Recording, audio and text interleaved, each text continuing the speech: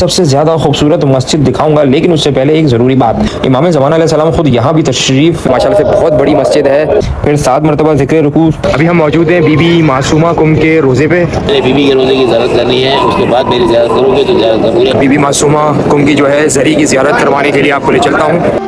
ज़्यादातर जो है ज़ायरीन को या तो इस जगह का पता नहीं होता, और तारीख में मिलता है कि ये शख्स वो थे जो हर रोज़ रोज़ा रखते थे।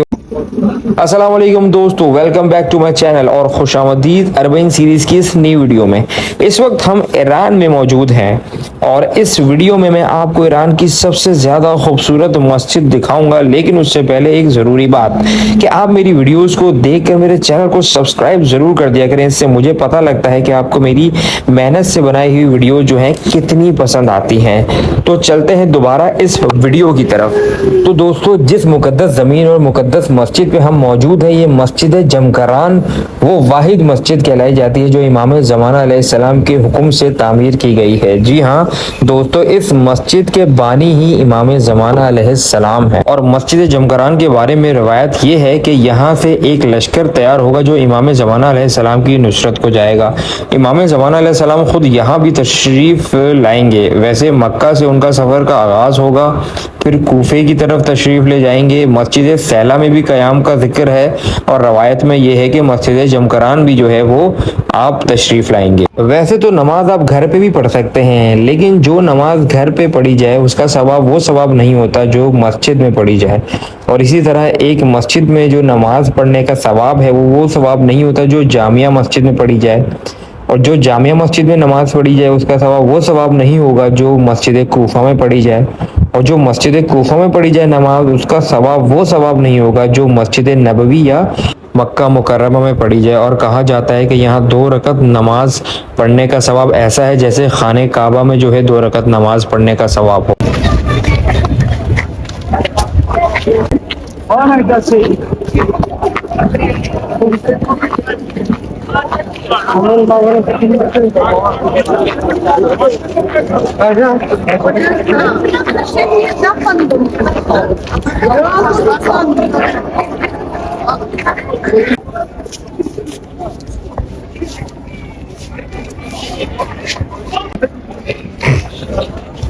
ये यहाँ का एंट्रेंस है और फिर ये देख सकते हैं गुंबद चेक करें आप।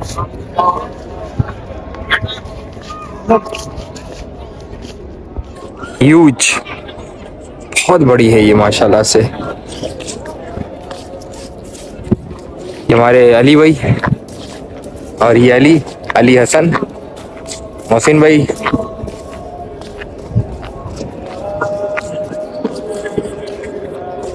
और मैं एक चीज़ ज़रूर आपको रिकमेंड करूँगा, अगर आप आइए तो अच्छे से काफ़िले के साथ आइए। था हमारा काफ़िले वाले जेड ट्रैवल सुल्जे बाज़ार का था।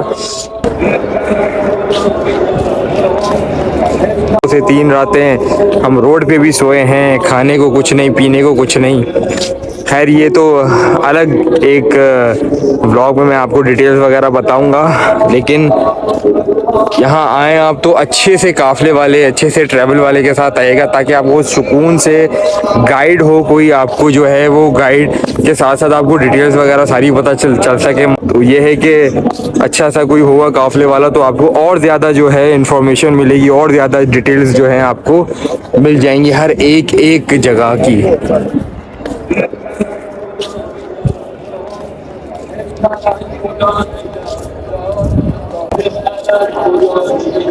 ये देख रहे हैं, पता नहीं आर्मी वाले, स्काउट्स वाले यहाँ जमा है। अच्छा, इनकी वर्दियों का भी पता नहीं, इनकी बेतहाशा कलर है वर्दियों के, तो पता ही नहीं लगता कौन पुलिस वाला है, कौन स्काउट वाला है, कौन आर्मी वाला है, कौन रेंजर्स वाला है। तो इस वक्त जो है हम मस्जिद जमकरान में मौजूद हूँ और माशाल्लाह से बहुत बड़ी मस्जिद है और बहुत खूबसूरत माशाल्लाह से बनी हुई है, जैसे कि आप देख सकते हैं मेरे पीछे। यहाँ पर हम एंटर हो रहे हैं। अच्छा, ईरान इराक में ऐसा है कि यहाँ पर आपको ना बाहर एक शॉपर लगे होते हैं, एक बहुत सारे शॉपर होते हैं, वहाँ आप शॉपर में जो है वो चप्पल डालें और फिर इस तरह से जो है आप चप्पल को कैरी भी कर सकते हैं। और बहुत सी सारी जगहों पे जो है वो काउंटर पे रखवा भी सकते हैं और टोकन मिलता है, आप चेक कर सकते हैं माशाल्लाह से मस्जिद के अंदर का नज़ारा।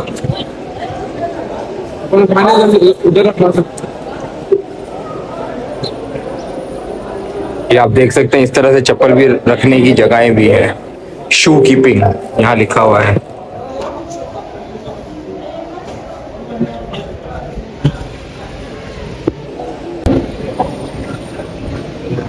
यहाँ इस मस्जिद के अमाल भी हैं एक तरह के, देखिए यहाँ लिखे हुए हैं डिटेल में।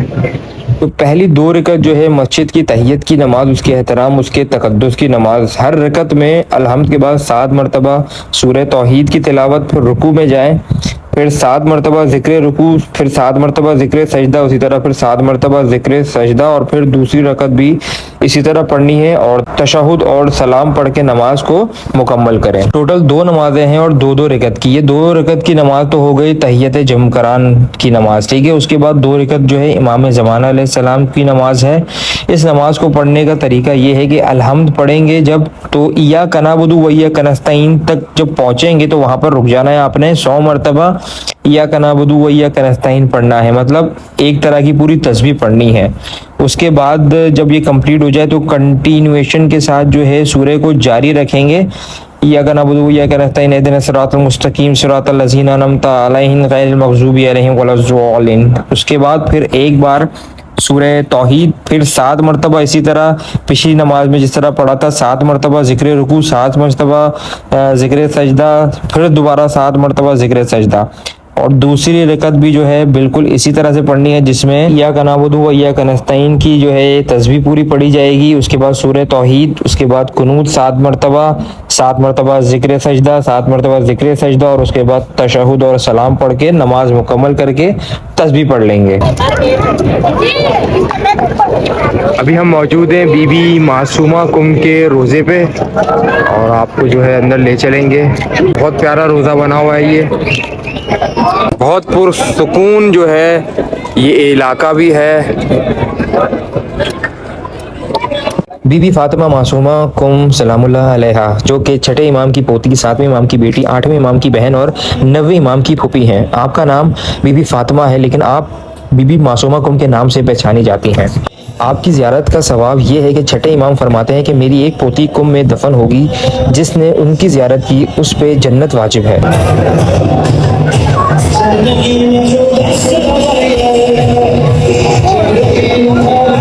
ये वज़ू खाना है, यहाँ से वज़ू करके फिर अंदर नमाज के लिए जा सकते हैं।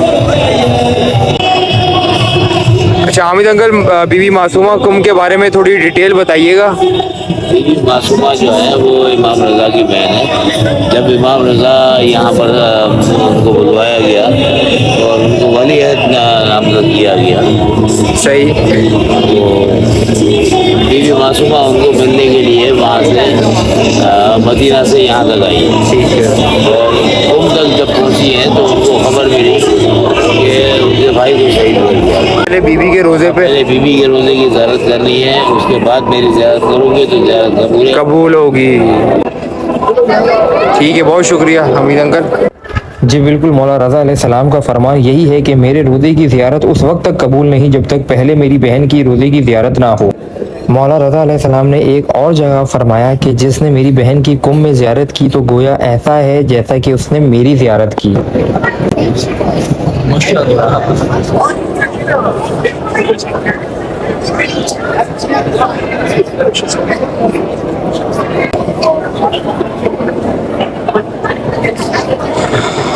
बीबी मासूमा कुम की जो है ज़री की ज़ियारत करवाने के लिए आपको ले चलता हूँ। रश देखें आप।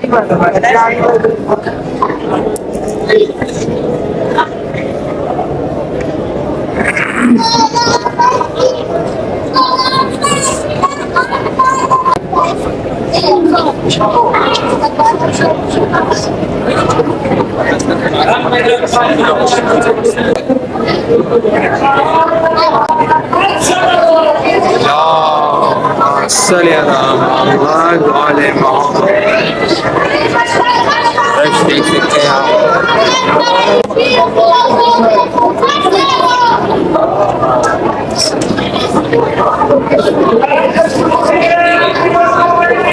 सातवें इमाम की साहबजादी और आठवें इमाम की बहन ने उसी तरह इस्लाम को नई जिंदगी बख्शी जिस तरह जनाब बीबी ज़ैनब अलैहिस्सलाम ने अपने भाई का मिशन मुकम्मल किया।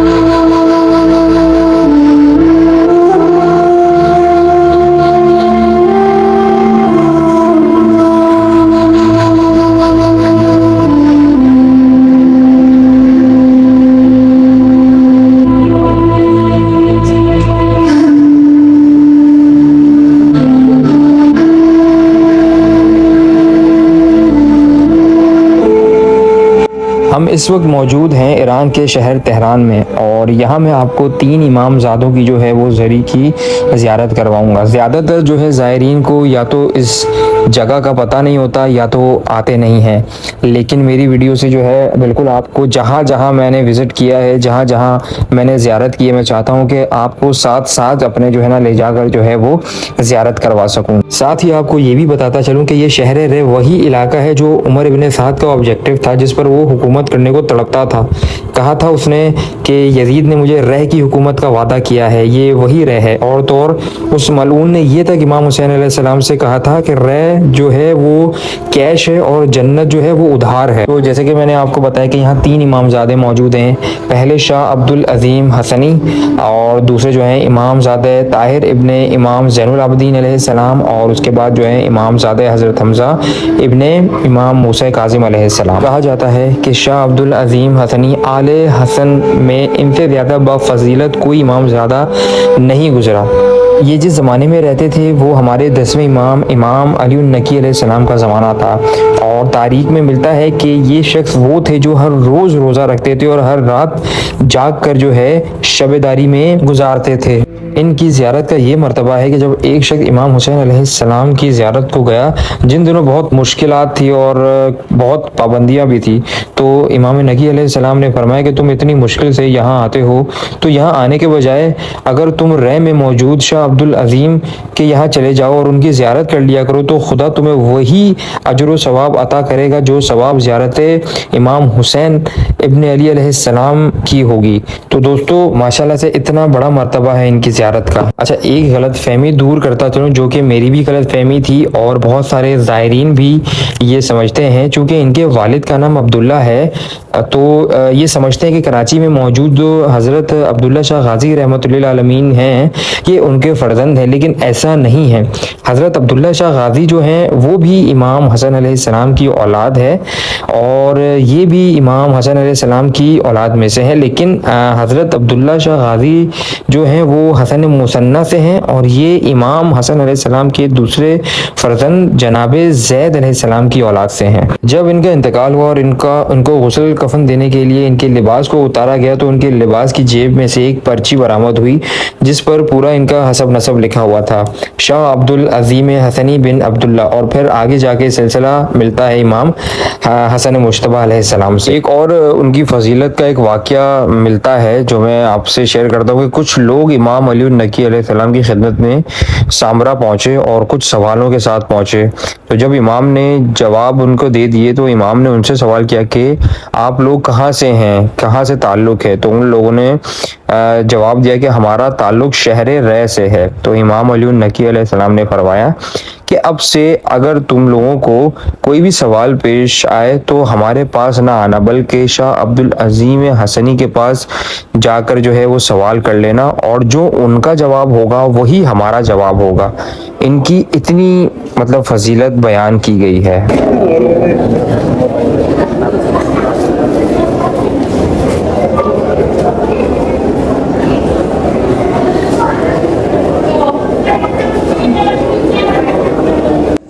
इमामज़ादे हमज़ा बिन मूसा काज़िम अलैहिस्सलाम का मर्तबा अगर बयान किया जाए तो उनका मर्तबा ये है कि शाह अब्दुल अज़ीम हसनी अपने ज़माने में जिनकी ज़ियारत को जाते थे वो इमामज़ादे हमज़ा बिन मूसा काज़िम अलैहिस्सलाम थे। इसी के साथ आज की इस वीडियो को यहीं पे ख़त्म करते हैं। उम्मीद है कि आपको आज की ये वीडियो पसंद आई होगी। अगर पसंद आई हो तो लाइक कीजिएगा, अपने दोस्तों के साथ शेयर कीजिएगा और हमारे चैनल को सब्सक्राइब करना ना भूलिएगा। और वीडियो कैसी लगी कमेंट में ज़रूर बताइएगा। मिलते हैं फिर किसी और वीडियो में, तब तक ख्याल रखिएगा अपना। अल्लाह हाफिज़।